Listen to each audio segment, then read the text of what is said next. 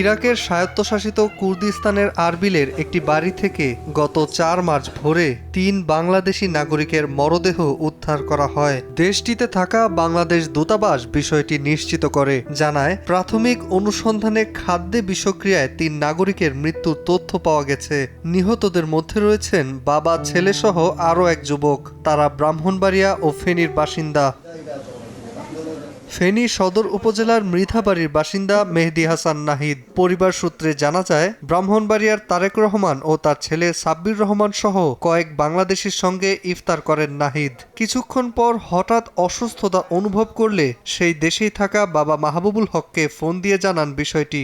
৪ জনকে দ্রুত হাসপাতালে নিয়ে যান মাহবুবুল হক। প্রাথমিক চিকিৎসা শেষে নাহিদ, তারেক ও সাব্বিরকে বাসায় পাঠান চিকিৎসক। পরে নিজ কক্ষ থেকে ৩ বাংলাদেশির মরদেহ উদ্ধার করা হয়। ছেলের মরদেহ দ্রুত দেশে ফিরিয়ে আনতে সরকারি সহায়তা কামনা করছেন নাহিদের মা।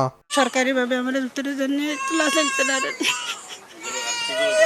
সুস্থই আছিল, হঠাৎ করে কি থেকে কি হয়ে গেল।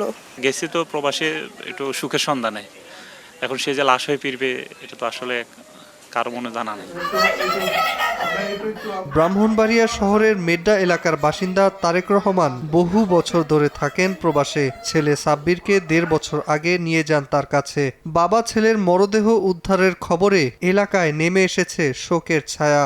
শোকাহত পরিবারের পাশে দাঁড়িয়েছেন স্থানীয় সংসদ সদস্য খালেদ হোসেন মাহবুব শ্যামল। মরদেহ দেশে ফিরিয়ে আনতে ব্যবস্থা গ্রহণের আশ্বাস দেন তিনি। পররাষ্ট্র সচিব ইরাকের যে আমাদের বাগদাদের যে অ্যাম্বাসেডার আছে তার সাথে যোগাযোগ করবে, শ্রমমন্ত্রীর সাথেও যোগাযোগ করব যে সরকারি কোনো সহযোগিতার মাধ্যমে তাদের ডেড বডিটা আনা যায় কিনা। ঠিক আছে, সে ব্যাপারে আমরা যথাযথ ব্যবস্থা নিব।